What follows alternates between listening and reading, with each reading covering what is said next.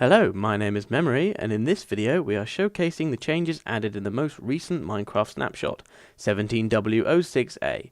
This is the first snapshot of 1.12, and according to Jeb, this update will focus more on building than previous updates, so I'm very excited to see what changes 1.12 will bring. In this video though, we're going to start with these small minor tweaks at first, and then move on to the bigger, newer features that have been added in the snapshot. So firstly, a nice small change Mojang has finally implemented is that you'll now be able to sleep in your bed with a passive pigman nearby. Up until now they were considered hostile mobs. This meant access to your bed was denied until the pigman in question was removed. I'm sure many of you appreciate this change, as it can be quite difficult to sleep after you've just murdered an innocent passive zombie pigman in cold blood. He had a family.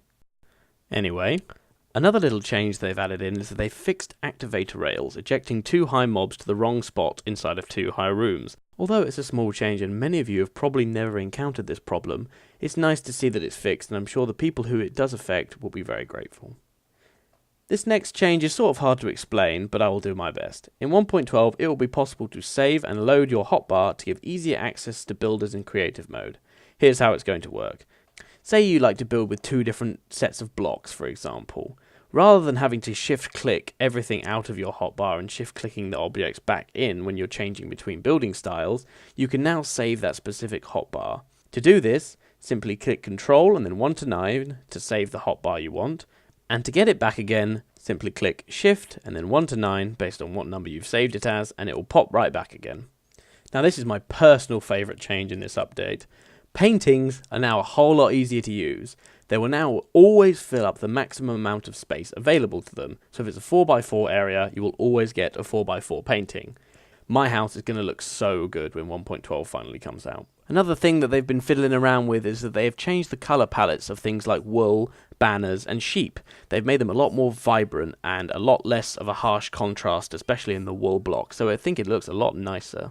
In 1.11, maps were fixed to show the correct colours of blocks, such as purpur, as they showed up as grey on the map. In 1.12 they will be changed again to accommodate the changes in colour palettes to the new wool, banner and sheep colours. I know sheep don't appear on the maps, but you get the idea. Now we've gotten to the subject of how they're changing old blocks, let's start talking about some new blocks. Now I'm sure you've already heard about these new terracotta blocks. These blocks are rotational. This means that they can change orientation based on which way they are placed. Each block has its own unique set of patterns which look like nothing we've ever seen before.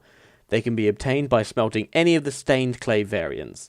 The block created will correspond to the stained clay block you have smelted. However, these new blocks have caused a bit of a rift in the Minecraft community. Some like them, some hate them.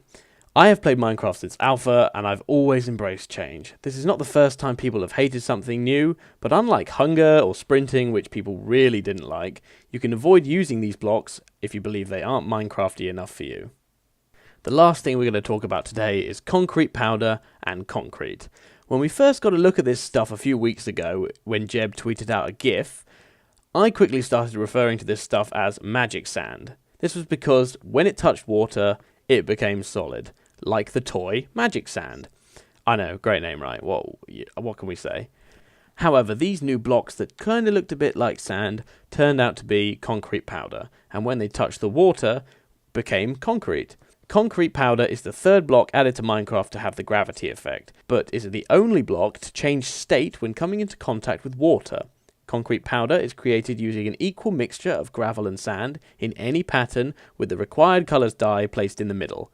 The only way to make concrete is to place the concrete powder into water. This can be a bit of a pain, but it's worth it for these lovely blocks. So that's pretty much it for this snapshot. When Jeb said that he was going to be focusing more on builders for this update, he wasn't joking. We've got terracotta blocks, we've got concrete blocks, and it's all we ever could have wanted. Please, please, please, Jeb, if you're watching, I'm sure you are, he's a big fan. Please, please, please, make slabs and stairs of every single colour concrete block. That's all we could ever hope for. Thank you very, very much for watching. My name is Memory, and I will see you in the next snapshot video.